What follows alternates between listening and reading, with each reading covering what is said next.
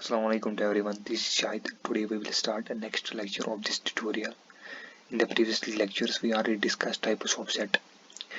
Today our topic is union of sets. And so before wasting further time, let's get started. In the operation of set, in the first method we have union of set. The union of two sets A and B denoted by A union B is the set of all those elements, each one of which is either in A or in B or both in A and B. समझाता हूँ मैं आपको कि union of set जो होता है इसको हम यूजुअली डिनोट करते हैं इस वाले सिंबल से, जो अभी यहाँ पर आपको दिख रहा है इस वाले सिंबल से हम इसको डिनोट करते हैं यूजुअली। ये वाला सिंबल जो अभी यहाँ पर दिख रहा है यू, इस वाले सिंबल को हम यूनियन बोलते हैं। उसको हम बोलेंगे ए यूनियन बी। क्या होता है ए यूनियन बी?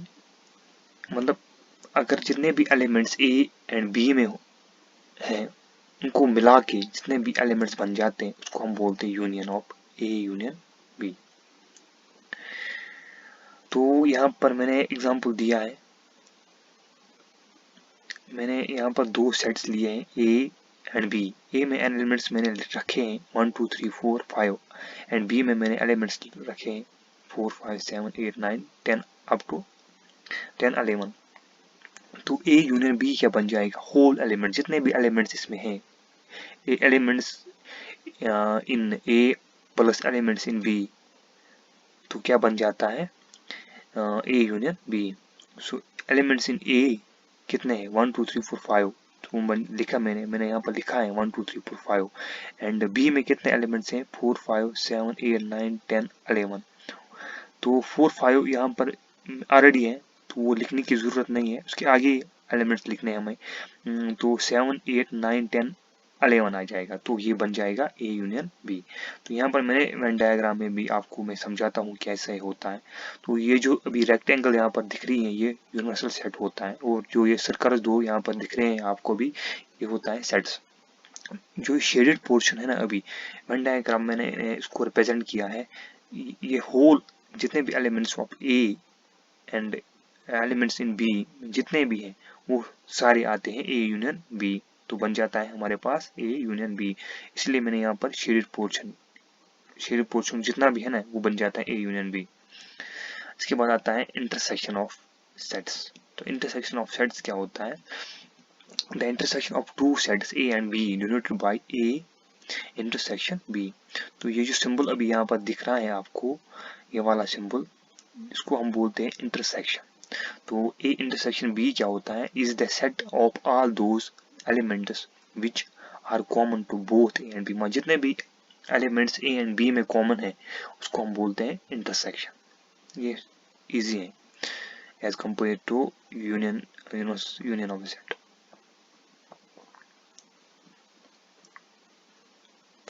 तो यहाँ पर अभी आपको दिख रहा होगा, यहाँ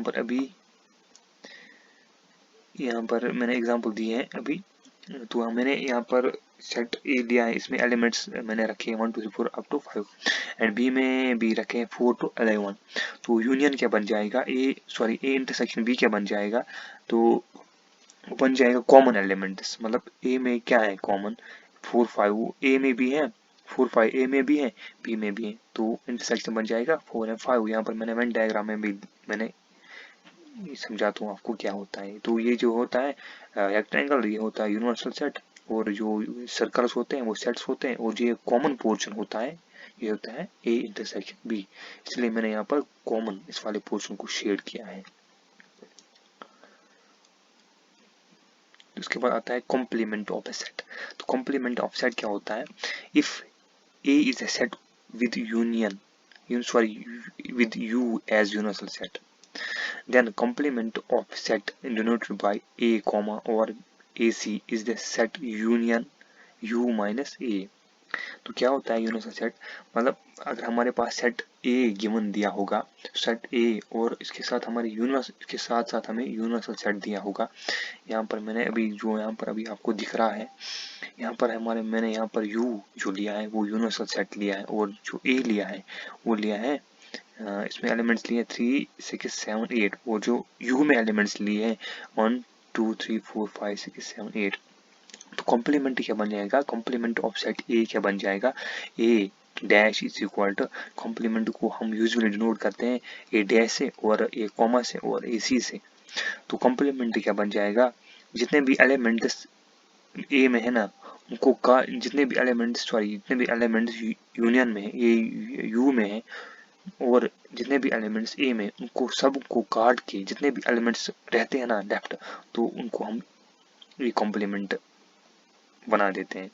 तो ए में कितने एलिमेंट्स हैं अभी, 3 6 7 8, तो 4 एलिमेंट्स हैं। तो कौन कौन सा है, 3 4 3 6 7 8, 3 6 7 8 को काट के 3 7 8 को काट के जितने भी एलिमेंट्स हमारे पास बचते हैं ना वो बच जाते हैं 1 2 4 5। तो ये बन जाता है complement of a set A. उसके बाद आता है difference of a sets, difference of a set sorry. For two sets A and B, the difference A minus B is the set of all those elements of A which does not belongs to B। मतलब वो सारे elements जो A में हो और B में नहीं हो उसको हम बोलते हैं मतलब A minus B, difference of A minus B. और उसको हम ये भी बोल सकते हैं उसको हम इस तरह से भी लिख सकते हैं B माइनस ए।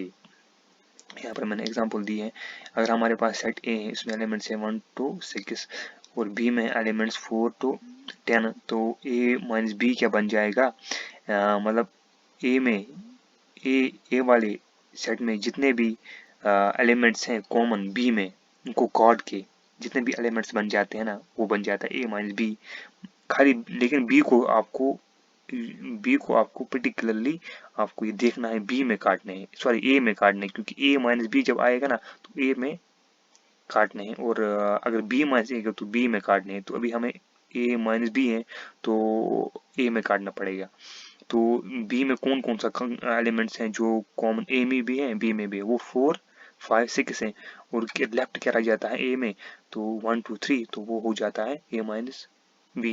इसी तरह हमारे पास बी माइनस ए होता है, तो वो क्या बन जाएगा, बी में जितने भी एलिमेंट्स हैं और ए में जितने भी कॉमन एलिमेंट्स हैं, बी में जितने भी कॉमन एलिमेंट्स हैं उनको काट के जितने भी लेफ्ट एलिमेंट्स रह जाते हैं ना उसको हम बोलते हैं बी माइनस ए। यहाँ पर मैंने लिखा है इसमें कौन कौन सा कॉमन है, 4 5 6 यहाँ पर आपको दिख रहा होगा, 4 5 6 यहाँ भी है, 4 5 6 यहाँ भी है।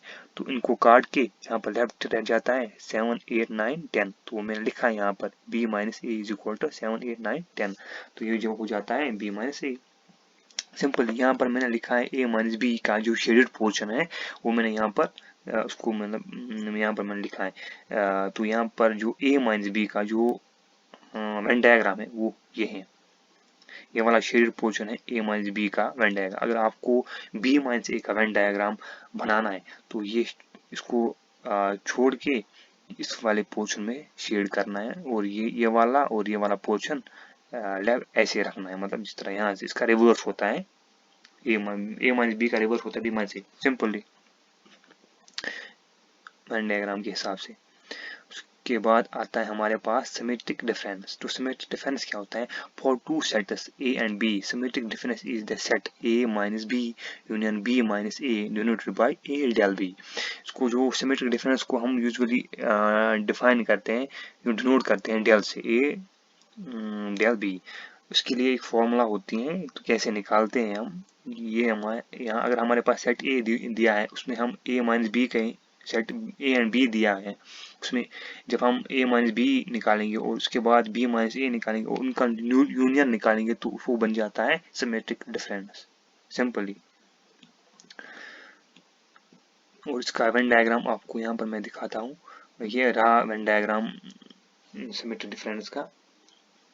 ये वाला जो शेडेड पोर्शन है ये हो जाता है a माइनस बी, और ये वाला जो हो जाता है वो बन जाता है b माइनस ए, और जो इसका यूनियन बन जाता है वो ये वाला और ये वाला मिला के, कॉमन नहीं होना चाहिए क्योंकि कॉमन जो होता है वो इंटरसेक्शन होता है, इंटरसेक्शन को छोड़ के हमें यूनियन बनाना है, तो वो ये वाला पोर्शन आ जाएगा और ये वाला पोर्शन आ जाएगा।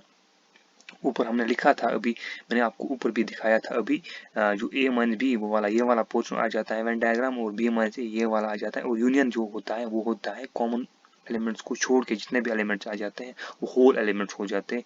तो कॉमन यहाँ पर नहीं आ जाएगा, तो ये रहा, ये आ जाता है ये वाला पोर्शन, और ये वाला पोर्शन आ जाता है इस वाले फॉर्मूला के बराबर a डेल b, जो कि होता